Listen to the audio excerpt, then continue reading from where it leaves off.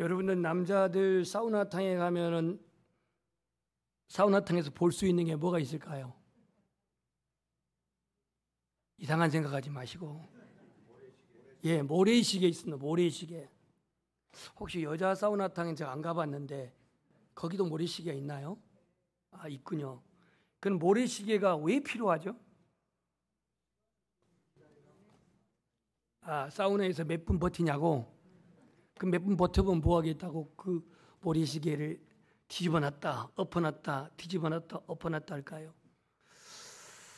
인천 부평에 있는 순복음교회 장학인 목사님이 그 모래시계에 대해서 이런 조그마한 칼럼을 썼습니다. 주위의 시계를 보면 언제나 현재의 시각을 나타내기 때문에 우리의 삶은 항상 현재인 것 같습니다. 그러나 우리의 시간은 지금 이 순간에도 흐르고 있고 또한 마지막이 있습니다.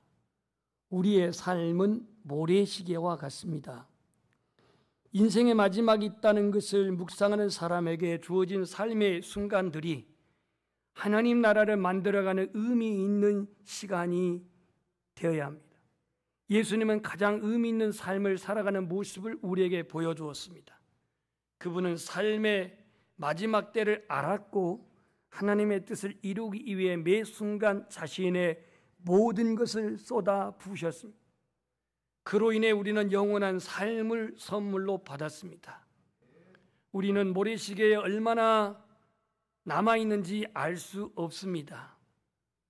오늘이 당신의 마지막 순간이라면 무엇을 하겠습니까? 죽음과 함께 사라져버릴 세상의 것들로 채우겠습니까? 아니면 영원한 삶의 준비를 하겠습니까? 투명 모래시계는요, 모래가 흘러가는 게 보입니다.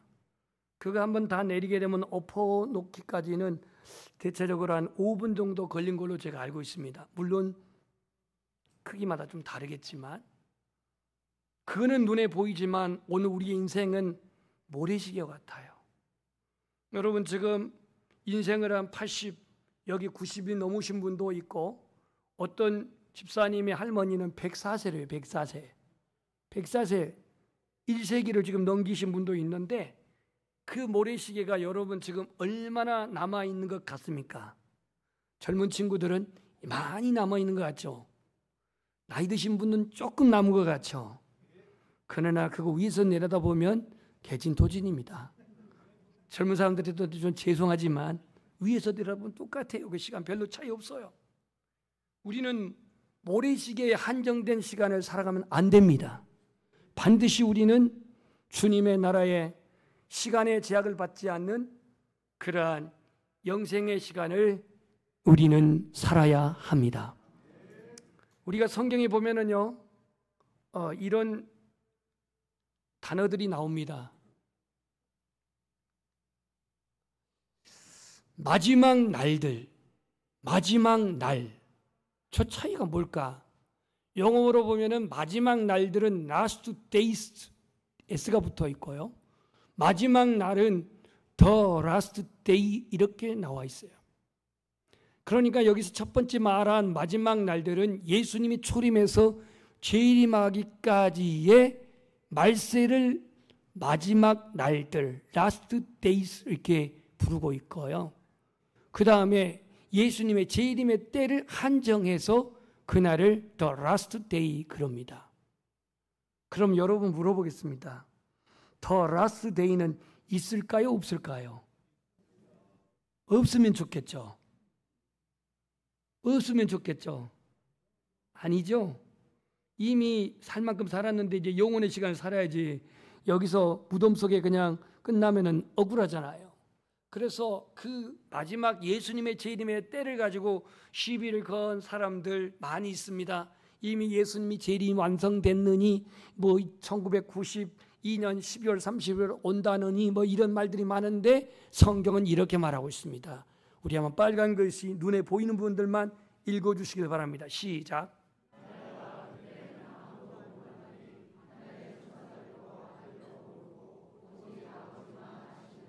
그러니까 재림의 때는 누구만 안다고요?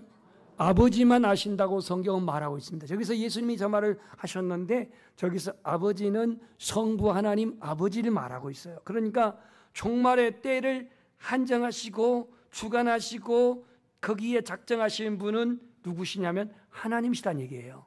하나님만 아신다는 거예요. 그러니까 자꾸 알라고 하지 마세요. 저한테 물어보지도 마세요. 저도 몰라요. 그 재림의 네 가지 징조가 이 마태복음 중심으로 보면은 24장에 보면은 거짓 그리스도가 일어난다. 민족이 민족을, 나라가 나라를 대적한다.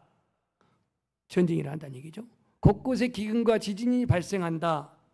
불법이 성함으로 많은 사람의 사랑이 식어진다. 이렇게 징조를 크게 네 가지로 요약해서 예수님은 말씀했어요. 그런데 예수님이 직접 말씀하시는 재림의 그때는 언제냐? 마태복음 24장 14절에 이렇게 말하고 있어요. 한번 읽어봅시다. 시작.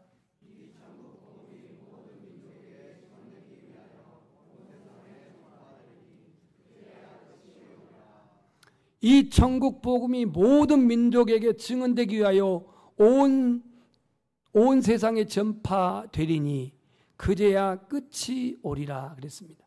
아직 복음이 전 세계, 온 세계에 다 전파되지 않았기 때문에 아직 예수님의 재림의 때는 가까웠지만 아직 완성되지 아니했음을 예수님의 말씀을 통해서 알 수 있습니다. 자, 그렇다면 오늘 이 누가복음 21장 10절부터 18, 19절 안에서 이 예수님의 그 징조를 한 네 가지로 말해보겠는데요. 첫 번째는 사회적인 징조가 있습니다. 예수님의 그 재림의 때 가까운 사회적인 징조가 뭐냐? 민족이 민족을, 나라가 나라를 대적하여 일어나겠다고 오늘 10절에 말하고 있습니다. 저것을 이스라엘의 역사적인 멸망을 놓고 봤을 때에 AD 66년에 이스라엘은 로마로부터 독립운동을 하기 위해서 전쟁을 했습니다. 로마를 상대로. 당시에 세계 최강인 그러한 로마를 상대로 독립운동을 66년에 일으켰는데 이에 화가 나는 로마는 로마의 군단을 다 동원해가지고 예루살렘을 무너뜨립니다. 그게 AD 70년입니다. 이로 말미암아 이 예루살렘은 무너져 버렸는데 이때에 그 성전이 무너지기 전 이 팔레스타인 지역에는 끊임없는 폭동과 반란이 끊임없이 일어났던 것을 역사적으로 보게 됩니다. 그러니까 재림의 때 마지막에 그 징조 중에 하나가 뭐냐면 사회적인 징조인데 이것은 바로 나라 간에, 민족 간에 전쟁이 일어나게 되겠고 사회적인 기초 질서가 무너진다고 해요. 도덕적인 타락, 이로 말미암은 가정의 붕괴, 마약, 알코올 중독, 자살, 우울증, 정신질환 증가. 여러분 2000년 전에는 마약도 없었겠지만 이 지금의 21세기에 얼마나 이 마약이 사람을 무너뜨립니까? 저런 사회적인 질서가 무너지는데 이에 대해서 오늘 예수님은 이렇게 말합니다. 우리 한번 데살로니가 전서 5장 3절 말씀 읽어보겠습니다. 빨간 글자 시작.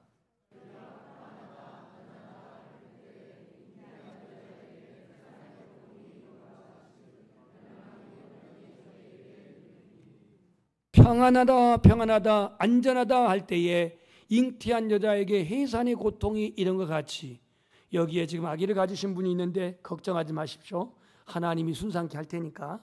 근데 잉태한 여인에게 해산의 고통, 요즘은요 무통분만 있어가지고 전혀 고통스럽지 않으니까 염려 꽉 붙들어 매놓고요 이 고통이 온다라는 겁니다. 이처럼 멸망이 호련히 저에게 임할 것이라고 바울 사도는 데살로니가 교회에게 이렇게 말씀하고 있습니다. 그래서 지금 이 사회적인 현상을 볼 때에 이 마지막 때가 가까운 것을 이렇게 우리는 보게 됩니다. 무엇보다도 국가 간의 전쟁도 전쟁이지만 사회 질서가 지금 너무나도 급속도로 무너지고 있는 거 누구도 부정하지 못하고 있습니다. 작은 일에도 참지 못하고 미움과 증오가 식지 아니하고 가정이나 학교나 사회에서 끊임없는 갈등과 분쟁, 심지어 나라 안에도 끊임없는 갈등과 분쟁이 야기되고 있는 이 사회적인 현상을 보게 됩니다. 두 번째로 자연적인 징조가 있는데요. 자연계의 징조가 있는데 곳곳에서 오늘 큰 지진이 일어나고 11절, 그 다음에 기근이 일어나고 전염병이 있겠다 그랬습니다. 우리나라는 먹을 것이 풍족해서 남아서 음식 쓰레기 처리비가 1년에 뭐 8조다 뭐다 그러는데요.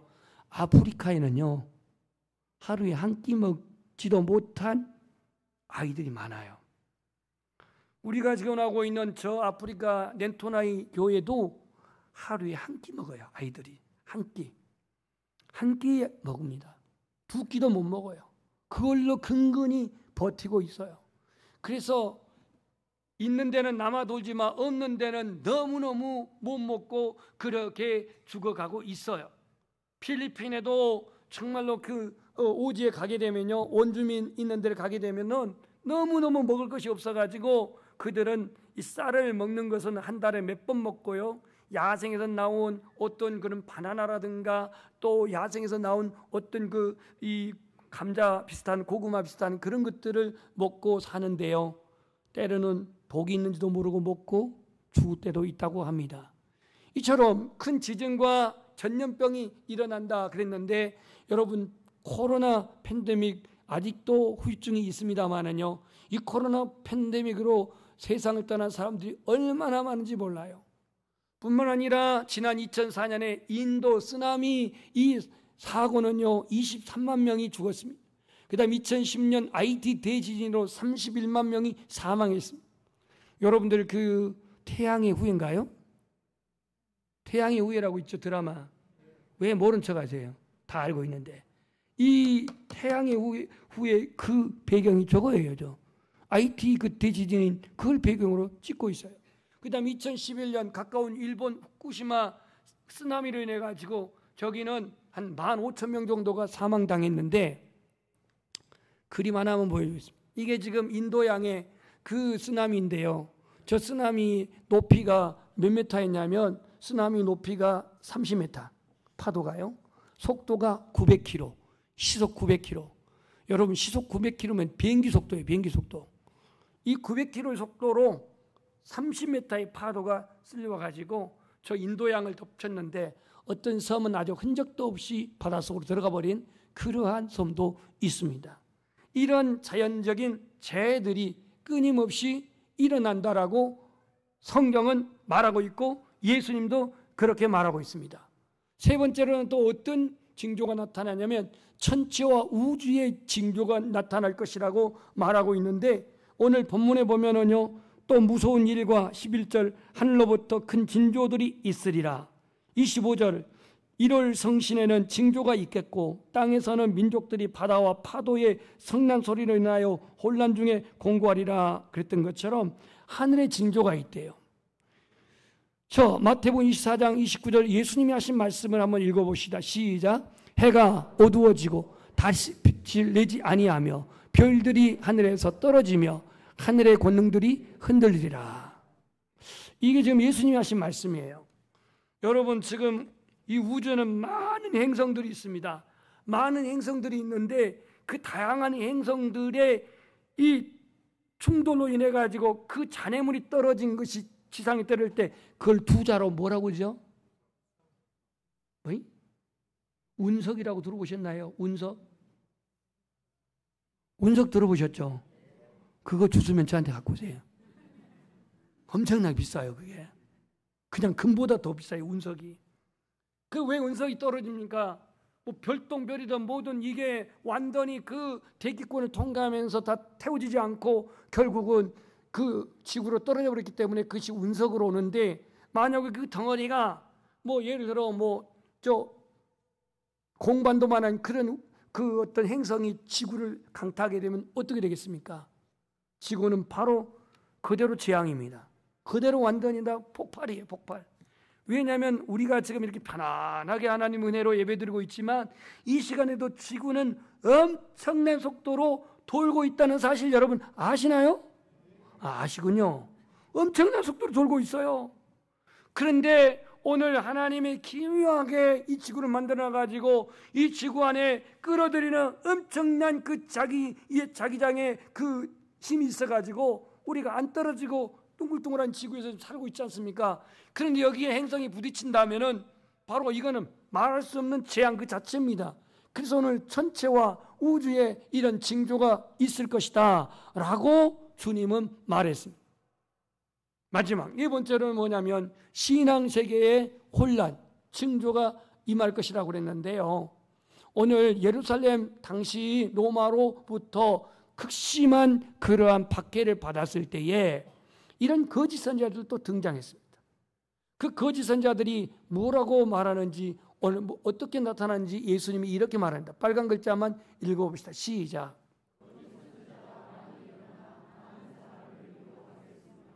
거짓 선지자가 많이 일어나 많은 사람을 미혹하겠다 그랬고요.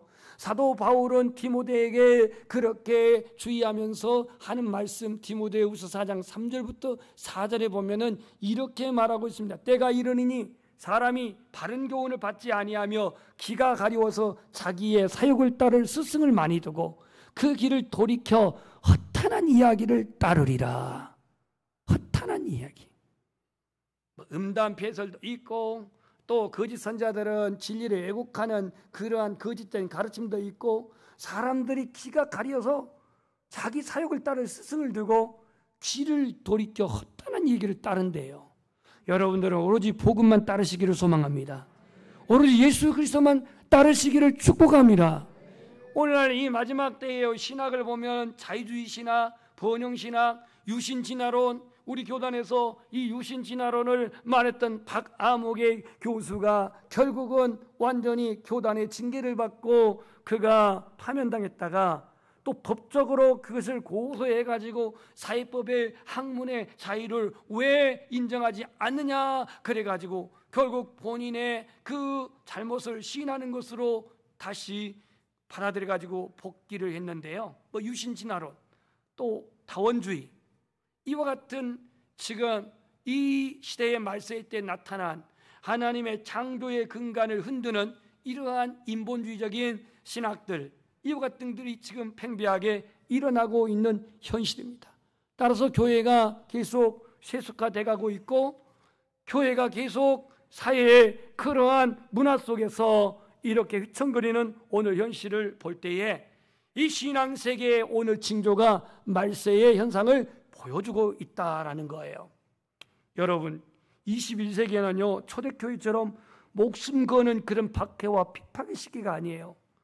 21세기는요 마치 창세기 19장에 나와 있는 소돔과 고모라 성처럼 향락과 부패로 말미암아서 지금 무너져가는 이 현실을 우리가 살아가고 있는 거 누구도 부정 못해요. 육체의 본능을 숨기지 않아요.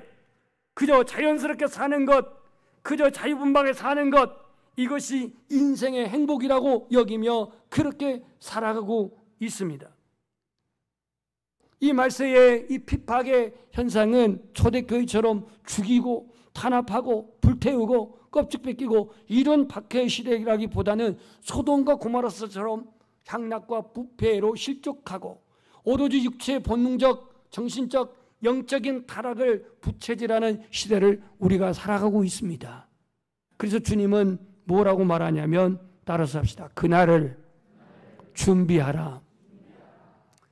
그날을 준비하되 오늘 14절 보면 너희들이 그리스도의 복음을 전하다가 혹시 반박하는 사람이 있다면 무엇을 변명할 것을 미리 궁리하지 말라고 말합니다. 왜냐? 말할 것을 주님이 주신다고 말합니다. 변박할 것을 주님이 주신다고 말합니다. 구변과 지혜로 그 모든 것을 변호할 수 있도록 하나님이 말씀을 주실 것이라고 약속하고 있습니다. 그래서 베드로는 사도 바울은 고난당할 때 사도행전 4장 10절에 보면은 예수 그리스도를 그는 증거의 계기로 삼았고 사도 바울도 산헤드린 공회에서 재판을 받을 때에 예수 그리스도를 증거하는 기로 삼았던 것을 성경은 기록해 놓고 있습니다. 자, 이제 말씀을 보시면요. 키르케고르 이 덴마크의 이 철학자 이 사람이 그런 말합니다. 우리 한번 읽어봅시다. 종말은 연극이 아니다.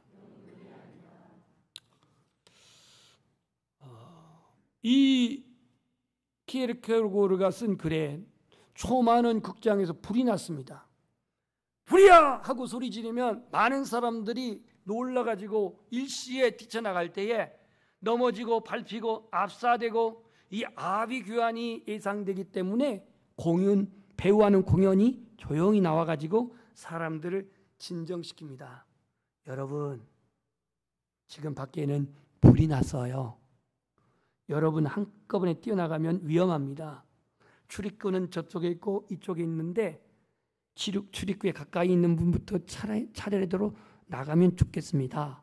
라고 이렇게 공연하는 배우가 말하니까 관중들이 저거 연기야? 연극의 일부야? 하면서 도리어 막 박수치면서 환호를 하고 있습니다. 실제로 바깥에 지금 불이 나가지고 점점점 타들어오고 있는데 말이죠. 아무도 믿어주는 사람이 없어요. 아무도 그 불이 났다는 것을 연극으로만 그렇게 생각을 하고 있다는 겁니다. 혹 여러분 중에서도요, 예수님께서는 분명히 재림한다고 했는데 그거 소설이야, 그거 그냥 픽션이야, 이렇게 여긴 분이 있나요? 소돔과 고모라 성의 멸망의 소식을 알리는 천사가 이제 롯의 가족들을 끄집어낼 때에 롯의 예비 사이들이 2명 있었죠. 왜 2명이에요? 날이 2명이니까 2명인데 너희들 빨리 나오라고, 그러면 이게 심판을 받을 것이라고 그랬는데 이들이 어떻게 여겼냐면 농담으로 여겼대. 농담으로. 미쳤어? 지구가 망하게? 미쳤어? 소돔성이 망하게? 이렇게 잘 사는데 아마 이렇게 그들은 여기고 나오지 않았어. 그래서 그들은 완전히 소돔과 고모라 성에서 나오지 못하고 밤의 비가 되어버렸어요. 죽었어요, 결국. 이 성경이 나와 있습니다. 근데 오늘 또 우리 그리스도인들 중에서는 예수 그리스도의 다시 오심의 재림을 저 소돔 고모라 성의 사이들처럼 농담이지, 농담일 거야, 이건 성경이 꾸며낸 얘기일 거야, 이렇게 생각하고 계신 분은 아니 계시나요? 여러분들이 믿고 안 믿고를 떠나서 예수 그리스도의 재림은 반드시 주님께서 오시라고 약속하신 진리입니다. 아무런 대안을 만들어 놓지 않고 말한 게 아니라 주님은 구원의 길을 다 예비해 놓고 우리에게 말씀하신 거예요. 내가 곧 길이요 진리요 생명이니 나로 말미암지 않고는 아버지께로 올 자가 없느니라. 내가 진실로 진실로 내게 이르노니 또 내 말을 듣고 나 보내신 이를 믿는 자는 영생을 얻었고 심판에 이르지 아니하나니 사망에서 생명으로 옮겼느니라. 주님은 다 준비해 놓고 이제 그날을 이제 기다리고 있는 주님, 우리도 기다리고 있지만 주님도 아버지께서 명하신 그날을 기다리고 있습니다. 그렇다면 주님이 구원의 길을 예비해 놓으셨다고 한다면 우리는 그 길 따라 우리는 그 재림을 맞이하고 그 길 따라 우리는 영생의 본향으로 가야지 않겠습니까? 그리스도를 믿고 회개하는 자가 구원을 얻고 그 십자가에 속죄하신 예수님만이 우리를 심판에서 영생의 구원으로 인도하실 줄 믿습니다. 우리 찬양하겠습니다. 이 찬양을 들으시면서 여러분